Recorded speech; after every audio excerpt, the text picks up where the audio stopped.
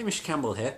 I was involved in the indie media in 2001 in Genoa with Sky, and I shot a bit of footage from the roof of the indie media centre when they were raiding the school, and it turned into a classic piece of footage used in the court case and actually featured in a feature film, Italian feature film, and in a documentary recently.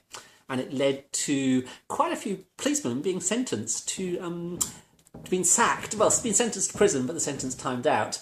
But certainly being sacked from their jobs and disciplined. Quite high-ranking policemen. How do I feel about that? I feel kind of proud. I feel like it's just something you should do, you know, if you're there at the time. It's just the right thing to do. How do you feel 10 years on after, 10 years on? More grey.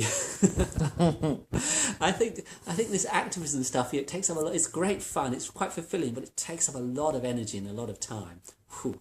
I'm glad it's been resolved, and finally it's been resolved in a good way, largely because of the group of people who pushed and pushed and pushed and pushed. So, well done, the people who did that. And it's a result. People are getting their compensation. The Italian policemen have been chucked out of their jobs finally. And Italy's safer from fascism than it was before. Fascism in quotation marks, this kind of right-wing fundamentalism.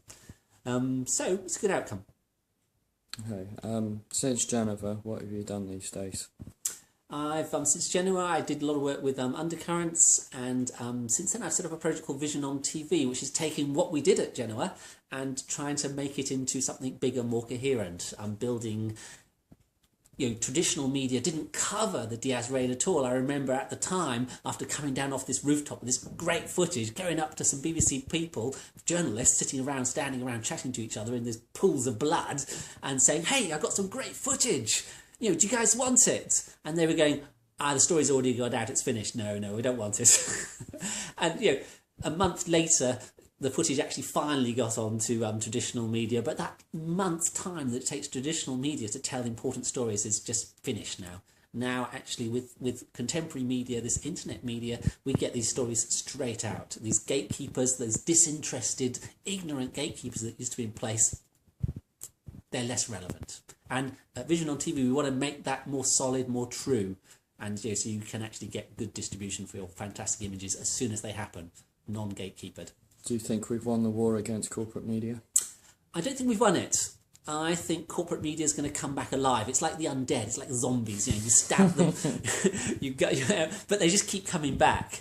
And I see actually traditional media learning the tricks and all the things that we did, all this creativity and stuff that we built and these traditions we built. I see them taking those on board, and I see corporate media being resurrected, which is a bit sad to say. So we better get our act together and actually build, the more horizontal media and actually make it work in a better way so we can compete with this resurrected, undead traditional media.